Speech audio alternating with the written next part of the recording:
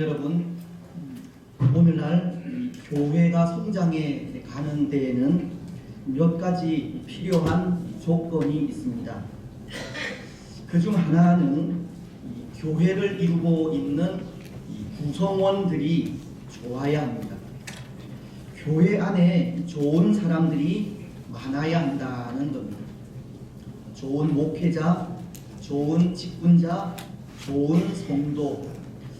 물론 좋음의 그 기준은 하나님 앞에서의 신실함을 이야기합니다. 하나님 앞에서 신실한 사람들이 많을 때 교회는 굳건하게 세워져 가는 겁니다. 그래서 오늘 우리는 성도로서 좋은 사람이 되기를 기도해야 합니다. 항상 하나님 앞에서 살아가기를 소원해야 합니다. 그리고 하나님 앞에서 신실하게 살아가야 합니다. 그런데 때로 교회 내에는 그렇지 못한 사람들도 있는 것 같습니다. 교회 안에는 교회에 유익을 주는 사람이 아니라 손해를 끼치는 사람들이 있고, 교회가 행하는 일에 적극 협조하는 사람이 아니라 방해하는 사람들도 있습니다. 또 교회가 말씀 앞에 하나 되어 순종할 때 순종이 아니라 비방과 불평과 원망을 하면서 순종하지 않는 사람들도 있습니다. 오늘 우리가 읽었던 본문도 보십시오. 그런 사람들이 있다는 것을 전해주는 것 같은데요. 오늘 말씀은 바울이 에베소에 있는 한 회당에서 석 달 동안을 말씀을 전하면서 하나님의 나라에 대해 강론을 했지만 마음의 문을 열지 못하는 사람들이 있다는 것을 전해주고 있기 때문입니다. 9절은 이렇게 말씀하십니다. 어떤 사람들은 마음이 굳어 순종하지 않고 무리 앞에서 이 도를 비방하거늘 바울이 그들을 떠나 제자들을 따로 세우고 두란노 서원에서 날마다 강론하니라. 바울이 하나님의 나라에 대해 가르칠 때 마음의 문을 닫고 비방을 하며 순종하지 않는 사람들이 있었다는 겁니다. 그런데 여러분, 때로 우리 생각에는 바울이라고 하는 대사도가 하나님의 말씀을 전한다고 할 때 어떤 상상을 할 수 있겠습니까? 물론 그 시대 바울의 그 명성이 얼마나 뛰어났는지 알 수 없지만 오늘 우리 가운데에는 친형도가 있는 목사님들이 집회를 한다고 할 때 교회엔 수많은 사람들로 가득 차게 되는 것을 상상할 수 있지 않습니까? 베드로 사도도 성령의 충만함을 받은 이후 유대인들에게 설교하며 나아갈 때 하루에 3,000명씩, 하루에 5,000명씩 회개하고 돌아오는 사람들이 있었듯이 오늘 이 에베소라는 곳도 바울이라는 대사도가 말씀을 전하고 있기에 회당은 미어 터지도록 사람들로 채워지고 말씀이 선포될 때마다 아멘 소리가 떠나지 않을 것 같다는 상상을 하게 됩니다. 하지만 현실은 그렇지가 않았습니다. 바울의 가르침을 비방하는 사람들이 있었기 때문입니다. 마음의 문을 닫고 배척하는 사람들도 있었습니다. 에베소의 어떤 사람들은 오늘 우리 생각과는 너무나도 다른 반응을 보이고 있었던 겁니다. 여러분, 오늘 이런 상황 속에 우리는 무엇을 생각하게 됩니까? 교회 안에는 말씀을 순수하게 잘 받아들이는 사람들이 있는 반면 또 그렇지 못한 사람들도 있다는 것을 생각하게 됩니다. 교회에는 순종하는 사람들이 있는 반면 불순종하는 사람들도 있고, 또 교회에는 교회 일에 적극 협조하고 돕는 사람들이 있는 반면 불평하고 교회를 비방하는 사람들도 있다는 것을 생각하게 됩니다. 그래서 그런 사람들로 인해 교회가 하나 되지 못하고 나누어지며 어려움을 당할 수 있다는 것을 생각하게 되는 것입니다. 하지만 교회는 그런 곳이 되어서는 안 됩니다. 물론 교회는 좋은 사람들이 많아야 하고, 그래서 오늘 우리는 좋은 사람들이 되기를 원해야 하지만 무엇보다도 이 교회는 불평하는 곳이 되어서는 안 됩니다. 비방하는 곳이 되어서도 안 되고 불순종하는 곳이 되어서도 안 되는 겁니다. 좋은 교회, 이 성장하는 교회는 순종 위에 세워지는 교회이기 때문입니다. 그렇습니다. 사랑하는 여러분, 오늘 우리는 순종의 사람들이 되시기를 바랍니다. 교회 일에 적극 협조하고 돕는 사람들이 되시기를 바랍니다. 그래서 그 모습을 통해 교회를 성장시키는 참 좋은 사람들이 되시기를 바랍니다. 이제 또 하나, 이 교회가 성장하기 위해서는 바른 말씀이 끊임없이 증거되어야 합니다. 오늘 9절 이하의 말씀은 바울이 그의 가르침에 방해를 받게 되자 회당을 떠나 두란노 서원이라는 곳으로 이동하는 모습을 전해주고 있습니다. 그리고 그곳에서 제자들을 따로 세우고 하나님의 말씀을 강론하게 되는데요, 그 기간이 2년이라고 합니다. 10절 말씀은 두 해 동안 이같이 하니 아시아에 사는 자는 유대인이나 헬라인이나 다 주의 말씀을 듣더라. 바울은 말씀에 대한 비방이 일자 두란노 서원으로 자리를 옮겨 2년 동안 말씀을 가르치게 되었고, 그 2년의 세월이 흐른 이후 그 결과에 대해 증거하는 것이 아시아에 사는 자는 유대인이나 헬라인이나 다 주의 말씀을 듣더라. 사람들의 비난과 비방에도 끊임없이 말씀을 증거하며 나아갈 때 그곳에 이 복음을 듣지 못한 사람이 없을 정도가 되었다는 것을 말하고 있는 겁니다.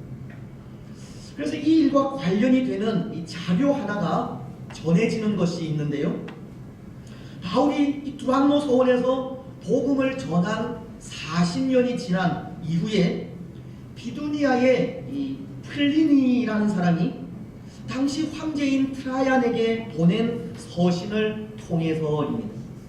그 서신에는 이런 내용이 있었습니다. 이 미신의 태풍은 도시에서뿐만 아니라 시골과 마을 곳곳까지 휩쓸고 있다.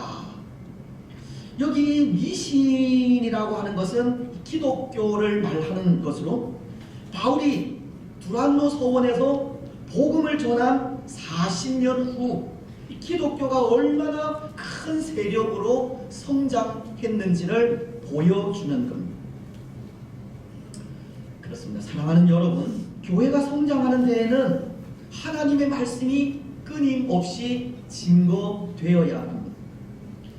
말씀이 비방을 받을 때에도 말씀은 끊임없이 증거되어야 하고, 말씀에 대한 순종이 없을 때에도 말씀은 변함없이 증거되어야 하며, 말씀이 배척을 당할 때에도 말씀은 계속해서 증거되어야 합니다.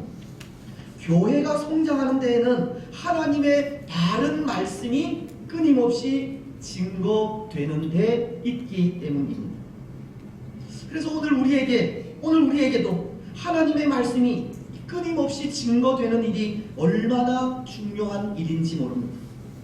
때로 교회는 신실한 일꾼들로 인해 성장하기도 하지만 궁극적으로는 하나님의 바른 말씀이 끊임없이 선포되어야 자라갈 수 있기에 오늘 우리에게 하나님의 말씀이 바르게 그리고 끊임없이 전해지는 일이 얼마나 중요한 일인지 모른다는 겁니다.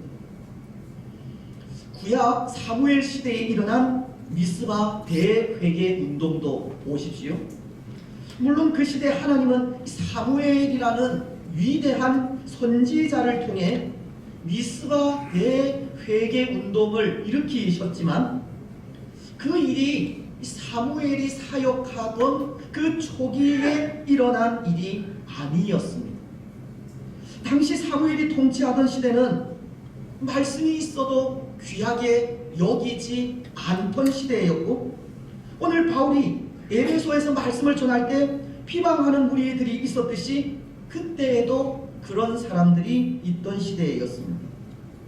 또 그 시대는 말씀을 기피하고 멀리하며 말씀에서 떠나가던 그런 시대였습니다. 사무엘이라는 위대한 선지자가 하나님의 말씀을 전하고 있었음에도 아무런 변화가 없던 시대가 그 시대였다는 겁니다. 그리고 그런 상황이 무려 20여 년 동안이나 계속되었습니다. 사무엘이 사역한 20여 년의 세월 동안 이스라엘은 아무런 변화가 없었다는 겁니다. 하지만 그 시간들 속에 사무엘은 끊임없이 하나님의 말씀을 전하고 있었고, 그렇게 끊임없이 말씀을 전한 20여 년 후 이스라엘은 마침내 하나님께로 돌아오는 되회개 운동이 일어나게 된 것입니다. 그 오랜 세월 동안 아무 변화가 없던 그 돌같은 심령 속에 끊임없이 하나님의 말씀이 전해지자 말씀을 통해 그 심령이 깨어지고 변화되는 대회개 운동이 일어나게 되었다는 겁니다. 오늘 바울도 마찬가지입니다. 비록 그가 전하는 말씀이 비방을 받고 배척을 당하는 일이 생겼지만 그는 에베소에 머문 2년 3개월 동안 끊임없이 하나님의 말씀을 가르치게 되었고, 그렇게 끊임없이 말씀을 가르치며 나아갈 때 마침내 에베소 교회를 탄생시킬 수 있게 된 것입니다. 그리고 에베소를 예루살렘과 안디옥에 이은 기독교 제3의 중심지로 만들 수 있게 되었습니다. 하나님의 말씀을 통해서입니다. 끊임없이 증거된 하나님의 말씀을 통해서입니다.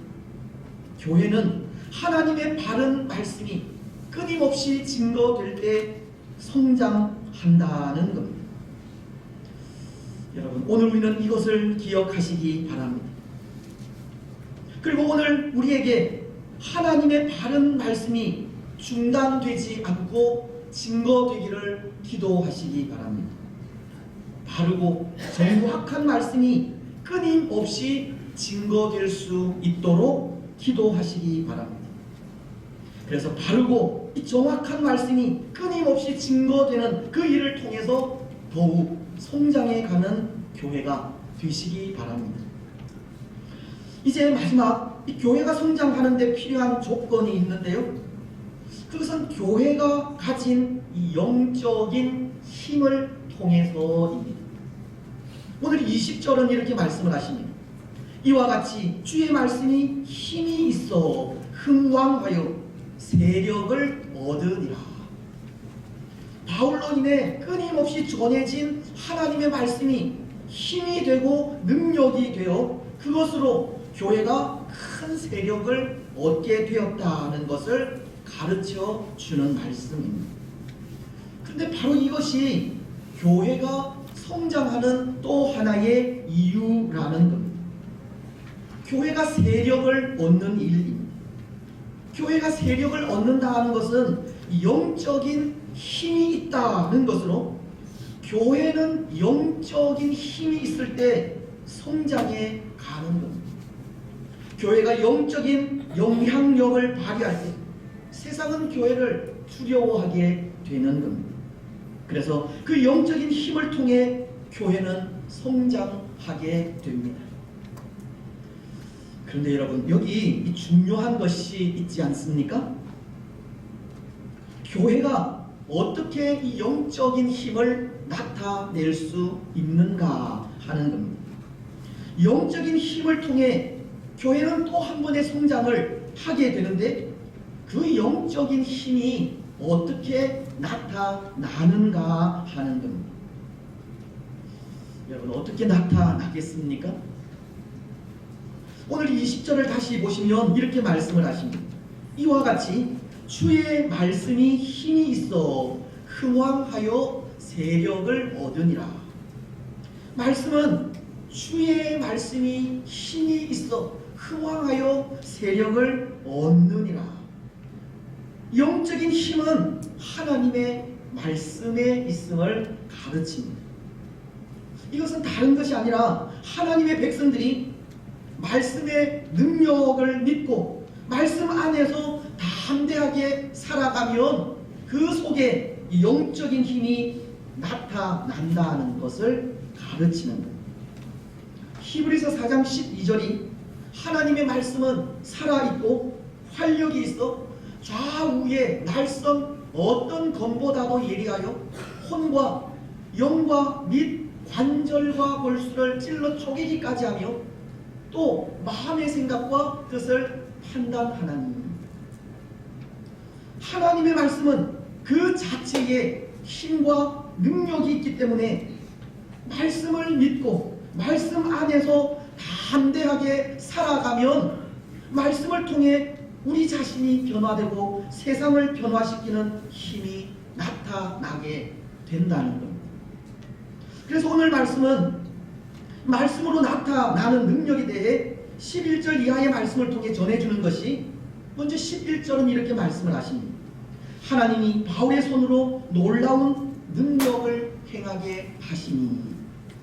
하나님께서 바울의 손으로 놀라운 능력을 행하게 하셨다고 합니다. 다시 말씀을 드리면 말씀의 능력이 바울을 통해 나타나게 되었다는 겁니다. 그리고 그 능력이 12절을 통해서는 심지어 사람들이 바울의 몸에서 손수건이나 앞치마를 가져다가 병든 사람에게 얹으면 그 병이 떠나고 악귀도 나가더라. 하나님은 바울을 통해 말씀의 능력을 나타내시기를 치유의 역사를 행하셨고 귀신을 쫓아내는 능력을 행하신 겁니다. 더 나아가 예수님의 이름을 빙자하여 마술을 행하는 사람들 앞에서 귀신이 예수님을 증거하는 일까지 나타나게 됩니다. 13절 이하의 말씀인데요. 이에 돌아다니며 마술하는 어떤 유대인들이 시험삼아 악귀 들린 자들에게 주 예수의 이름을 불러 말하되 내가 바울이 전파하는 예수를 의지하여 너희에게 명하노라 하더라. 그러자 15절은 악귀가 대답하여 이르되 내가 예수도 알고 바울도 알거니와 너희는 누구냐 하며. 마술하는 유대인들이 예수님의 이름을 빙자하여 악귀를 부를 때 그 악귀가 왜 예수를 속이느냐, 그 잘못된 사람들을 책망하고 있는 거예요. 비록 귀신은 예수님을 믿지 않지만 예수님에 대해 알고 있듯이 마술하는 사람들에게 예수님에 대해 알려주는 일까지 일어나게 된 것입니다. 사랑하는 여러분, 말씀의 능력은 이렇게 나타납니다.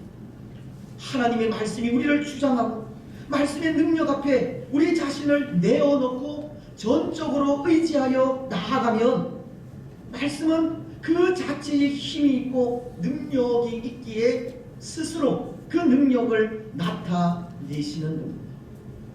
그래서 그 능력으로 교회는 더욱 세력을 얻게 되고 세상은 하나님을 두려워하게 되는 겁니다.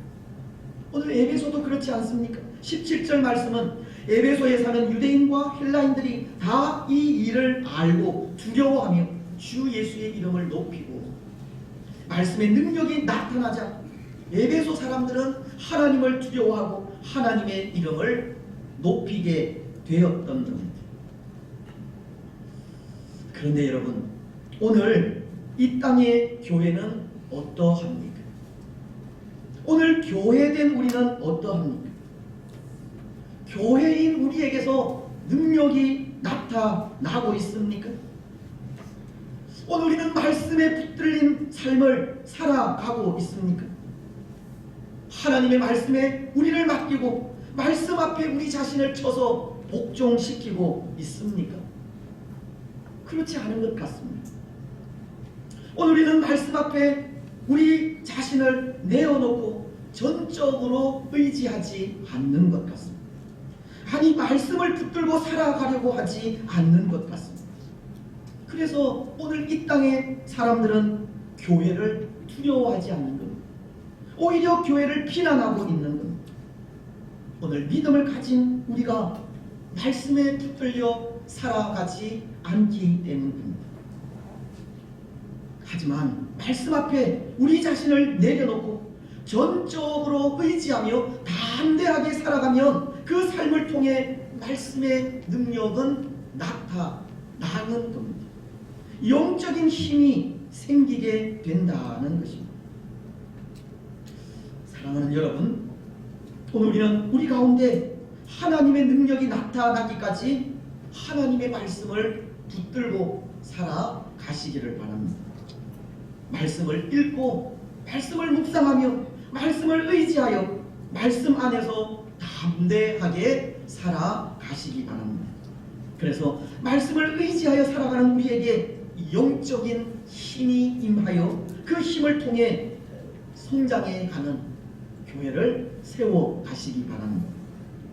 이제 말씀을 맺겠습니다. 사랑하는 여러분, 오늘 우리는 성장해 가는 교회가 되어야 합니다. 교회로서 좋은 사람들, 하나님 앞에 신실한 사람들이 되어야 합니다. 그리고 바르고 정확한 말씀을 끊임없이 증거하는 교회가 되어야 하고, 말씀 앞에 순종하고 말씀을 붙들고 담대히 살아가는 사람들이 되어야 합니다. 여러분, 하나님 앞에 신실한 사람들이 되시기를 바랍니다. 바르고 정확한 말씀을 끊임없이 증거하는 교회가 되기를 기도하시기 바랍니다. 말씀에 우리 자신을 맡기고 전적으로 순종하며 말씀 안에서 담대히 살아가시기 바랍니다. 그래서 그 삶을 통해 영적인 힘을 얻어 날마다 성장해 가는 복된 교회가 되시기를 주님의 이름으로 축복합니다. 449장 찬송입니다. 찬송 이후에 공헌하도록 하겠습니다.